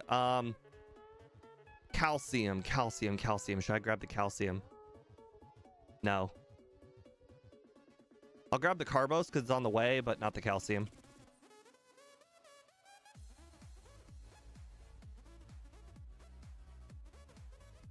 Unfortunately, the calcium is just too far out of the way. It's like 20 extra seconds. As you guys could see, the calcium probably did not make or break the run. Carbos can make or break the run, though. Carbos can absolutely make or break the run. Calcium, probably not. Not unless you're like really, really close to knocking out a Gyarados with a Thunderbolt. Because how often is one special going to make a difference? Usually on a Pokemon that you have a 4 times effective move against, like a Gyarados. Because there are Pokemon that cannot knock out Gyarados even with a Thunderbolt. Like a lot of Pokemon. Like we're talking like the Cubones of the world can't knock out Gyarados with a Thunderbolt. And 1 calcium would make a difference for that battle.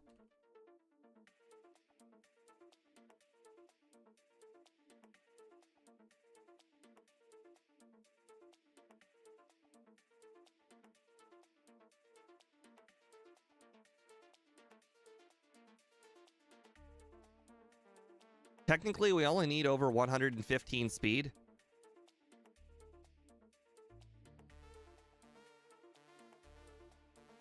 But Scott pretty much used all of his candies, so I'm just going to use all my candies.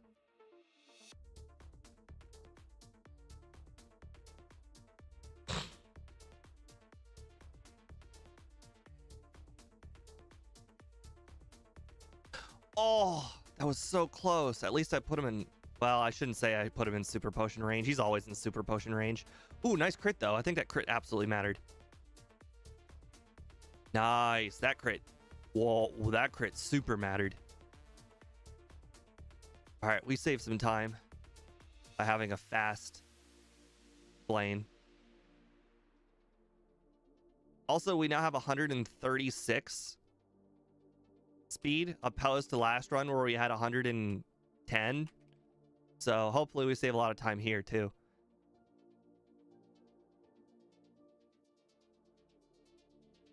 Oh, I missed. A critical hit psychic. Oh.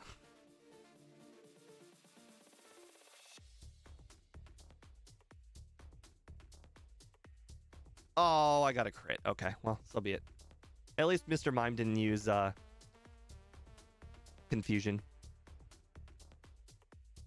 I missed. I missed. Okay. I'll take one reset.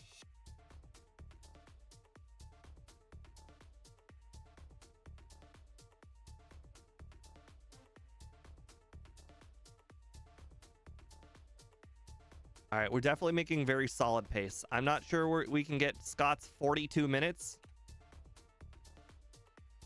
But we did have a lot of encounters in Mount Moon, so I'll give myself a pass on that one. I want to say we were close to the 12-13 range on Mount Moon encounters, and like I said, the average is closer to 10-11 than it is 12-13. It's pretty rare to get a 9, so I guess maybe the average is probably close to 11 than it is 10.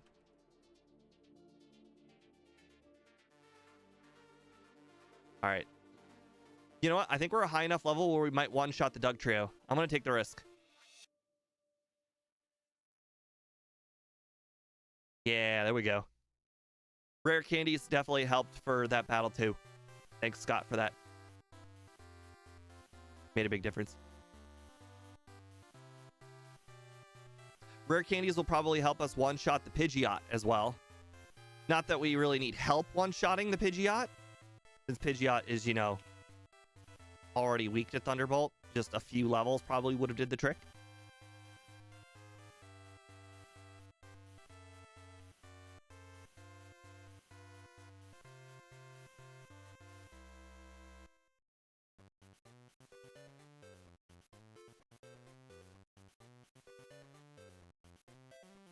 I'm still debating if I should consider grabbing the final rare candy or not.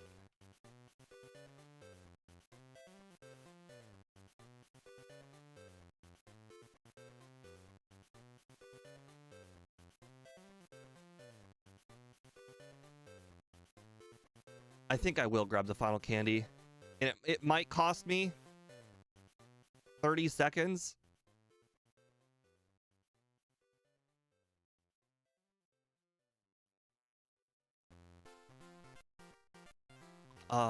But I don't remember what speed we needed to be for that final Alakazam. I remember we were real close. And I want to make sure, for darn sure, I outspeed that final Alakazam. Plus, I'll be battling I'll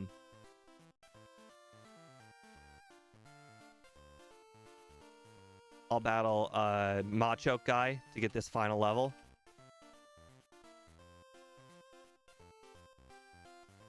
Is 156. Okay, well, we're not at 156. So I'm gonna get this.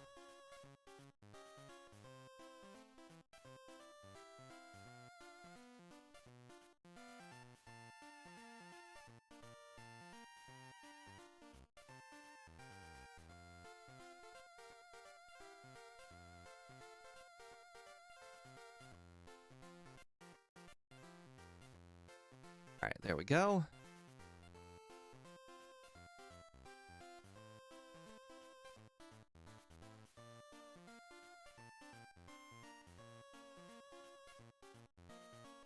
Oh, that was close. I just accidentally hit Sandshrew. Imagine if I had dug out. That would have sucked.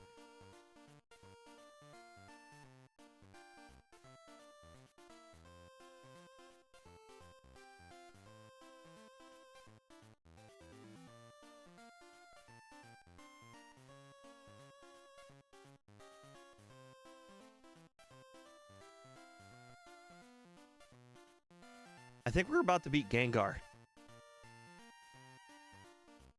Gengar got a 45. This seems like it's about to beat a 45. Unless I get frozen again.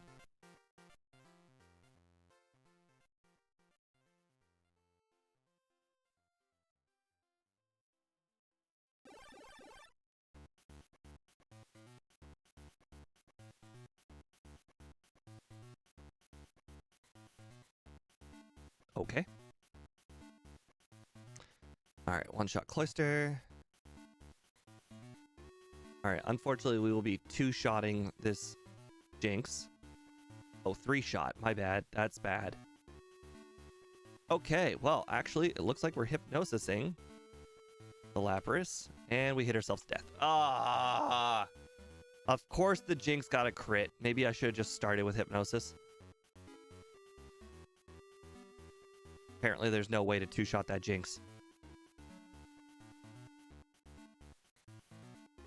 And that Jinx is real hard. Well, I shouldn't say it's hard. It's real scary. It can freeze you.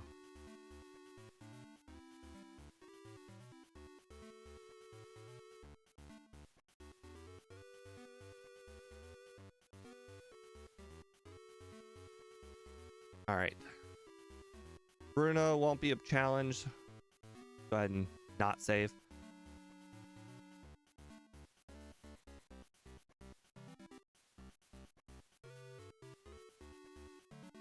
We're gonna be really, really close to the Scott time.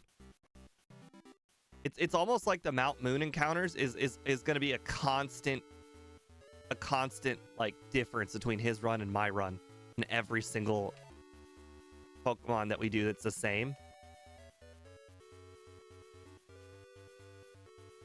1 to 2 minutes of Mount Moon non-encounters. All right. I wonder if Psychic would have knocked that out, because it was real close. Or sorry, if Thunderbolt would have knocked it out, because Thunderbolt's got the extra power. Wow, I just succeeded four confuse hits. I did not get hit after 4 chances of hitting myself. Pretty crazy.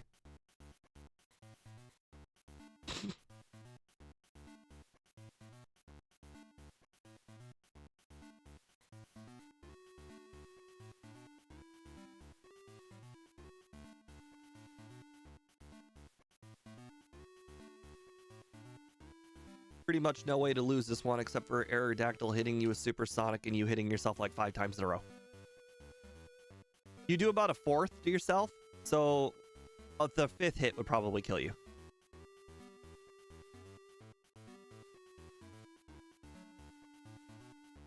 All right, well, this basically goes down to Alakazam luck, and we have 157 speed again. Wrong move. Technically, this is still winnable. Okay. Full Restore is gonna get rid of the sleep. Okay, well, that could have been on me. It could have stayed asleep. I used the wrong move.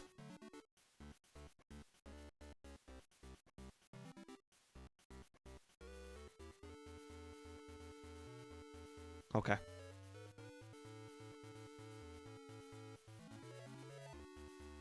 Yeah, we didn't really do any extra encounters this time by accident. Are you serious? Are you freaking serious? Mirror move, Thunderbolt, Paralyze.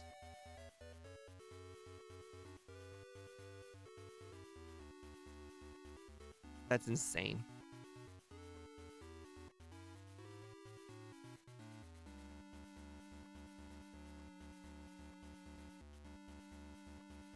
It woke up. It woke up. Thankfully, I am faster than it. I don't know if Scott was faster on his run. I don't think he was. But he might have been.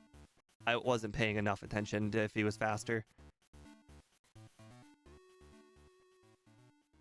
That's one of the problems with using really, really early candies is that later candies, you could be a higher level. All right, just no freeze. It got a crit blizzard. Well, guys, from now on, Gastly will be higher than Gengar on the tier list. Unbelievable. Unbelievable.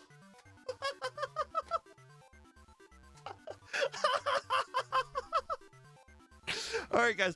44-47. Gengar 45. Gastly officially beats Gengar in the tier list.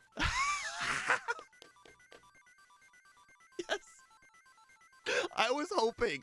I was really, really hoping to do that with Grimer. Unbelievable. Hey, Cole. Hey, Cole. Welcome. Welcome. Hey, Lost VW. Oh, my God. That's awesome. Yeah. 30 seconds slower than Scott, but the final battle with Blue, I mean, it is just like, you know, it's a toss up. If you hit your hypnosis and it stays asleep, you pretty much win. So I'm not really going to hold that against anyone. Even Scott himself said technically 39 minutes would even be possible in this run if you just had perfect luck. So like, you know, this run has a lot of range to the time. I think that 44 is right there in the middle of the range. I would believe. I mean, we just got a 50 the first run, which is probably right on the end of the range. And I think the low end of the range with perfect luck is a 39. I mean, we ended with how many resets? 8? Yeah. Yeah, I think if you get 0 resets, you could probably get a 39. But for the most part, you know, I think I'll take 44 minutes all day, every day. I do think that maybe if I did not screw up that very last Nightshade on that Alakazam, I might have been able to beat the rival 2 resets earlier, and maybe I could have gotten 43. But that's water under the bridge. We're not worrying about that. Well, anyways, thank you guys for joining in on today's run. We will not be doing a run on Monday. I will actually be in Canada on Monday, so I will be doing something on Tuesday. Since we already finished Pokemon Coliseum, we're probably just going to do another rerun on Tuesday. And Thursday, I'll think about what I want to do on Tuesday.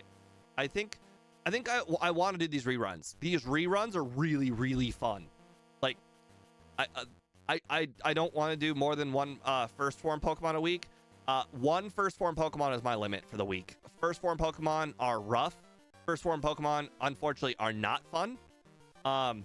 When I first started the channel, I said I was going to do all of the fully evolved Pokemon first. And the reason why is because first, if I did first form Pokemon, it was really going to anger me. And I was like, oh, you know what? I'll be so good at the game. By the time I get to the first form Pokemon, the